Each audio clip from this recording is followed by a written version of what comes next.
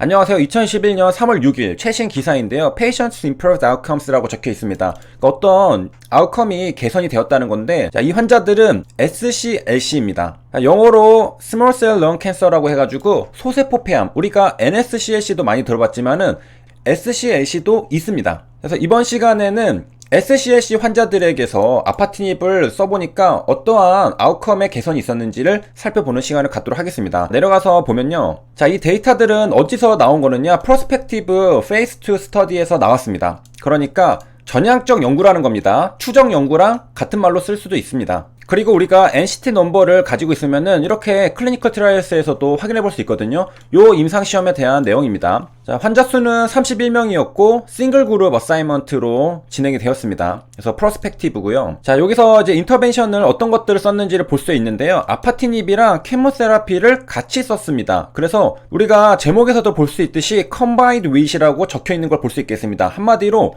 케모세라피랑 아파티닙을 병용요법을 했다는 겁니다. 그래서 아파티닙 단독은 아니고 케모세라피랑 같이 썼을 때 효과가 있느냐, 그것을 보기 위한 것이었는데요. 여기 스터디 디테일스 옆에 No Results Posted라고 적혀 있는데요. 아직 결과에 대해서는 여기 올라와 있지는 않습니다. 자, 그래서 뉴스 기사로 가서 어떻게 평가를 하고 있느냐 보면은 우리가 봤었던 스터디의 데이터들은 아파티닙이 효능이 있고 톨러러블 세이프티 프로파일을 보여준다 얘기를 하고 있습니다. 자, 그리고 이런 환자들은 프라이어 세라피를 받은 환자들이거든요. 그래서 위에 제목을 보면은 프리-트리티드라고 적혀 있습니다. 그러니까 1차 치료제로 사용하는 게 아니라 다른 치료를 받았는데도 효과가 없었던 거죠. 그렇기 때문에 아파티닙이랑 케모세라피의 병용으로 넘어온 환자들인 것입니다. 앞에 썼던 약들이 효과가 있었다는 것은 치료가 됐겠고, 그러면은 그 적응증에 대해서는 신약 개발할 필요 없겠지만은 앞에 약들이 효과가 없다, 그러면은 적절한 치료제가 없다는 것이고, 그 치료제를 만들기 위한 작업들이 바로 임상시험이고, 아파티닙은 그러한 신약 개발을 하고 있는 약입니다. 자, 그래서 이 데이터 결과들은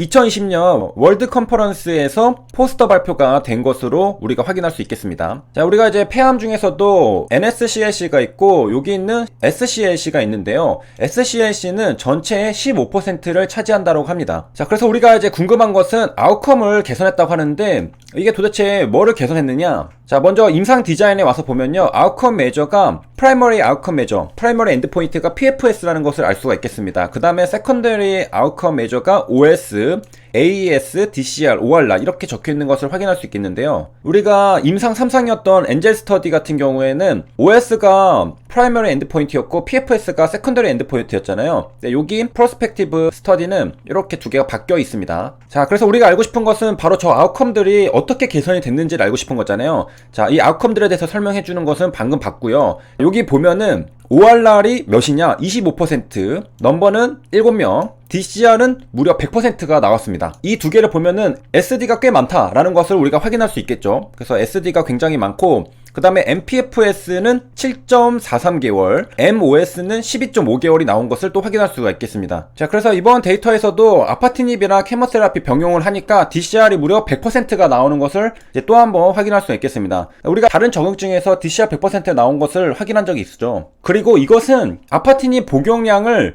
점점 줄여가면서 달성한 지표입니다. 여기 보면은 이 아파티닙 도스를 이후에는 500mg에서 250mg으로 낮췄거든요. 왜냐하면은 그 부작용을 줄이기 위해서. 그리고 이렇게 줄이는 것은 당연하게 또 프린시플 인베스티게이터의 레커멘데이션이 있긴 해야 됩니다. 그런 관리 감독 하에서 500mg에서 250mg으로 줄였다. 자, 그래서 여기 500mg도 있지만은 250mg도 적혀있는 이유는 용량을 줄인 경우도 있었다라는 것을 우리가 확인할 수 있기 때문에 이렇게 적혀있는 것이고요. 자, 그 다음에 이제 한 번 더 이제 복습을 해보자면은 여기에 QD라고 적혀있는 건데 이것은 약자입니다. 자, 무슨 약자냐? QD는 once daily입니다. 하루에 한 번. BID는 twice a day, 2번 먹는 거고요. TID는 3번 먹는 거, QID는 4번 먹는 겁니다. 다른 것들은 뭐 바이시클 이런 걸로 바퀴 2개, 그래서 2번, 그리고 TID는 트라이앵글, 그래서 3번, 그 다음에 Q는 쿼터. 그래서 이렇게 좀 앞자리를 생각하면은 외우기가 좀 편하지만은 QD는 살짝 어렵죠. 그래서 이거는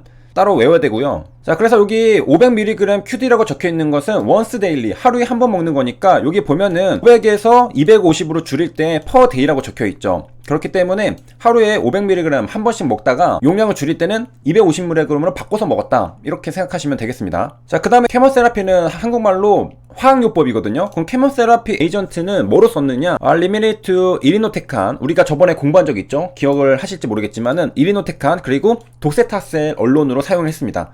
그리고 이러한 임상들은 어디서 일어난 거냐? 여기 스폰서랑 리스폰서블 파리를 보면요, 이거 진린 유니버시티라고 적혀있죠. 중국이라는 것을 알 수가 있겠습니다. 여기 보면은 차이나라고 적혀있고, 역시 또 이제 로케이션을 보면은 차이나에 있는 진린이라는 것을 알 수가 있겠습니다. 그래서 차이나에서 진행이 된 프로스펙티브 스터디라는 것을 알 수가 있겠고요. 자, 그 다음에 여기 스터디 디스크립션을 보면은 조금 더 자세하게 설명해주고 있습니다. 여기에 규정들도 다 있었는데, 우리가 500mg에서 250mg으로 줄이는 것은 애드버스 이벤트를 줄이기 위해서 그랬다고 했잖아요. 여기 보면은 그레이드 3, 4 부작용이 발생할 경우에는 250mg으로 줄인다, 이렇게 적혀 있는 것을 볼 수 있겠습니다. 그러니까 기존의 스터디 디스크리션에 이미 명시가 되어 있는 거죠.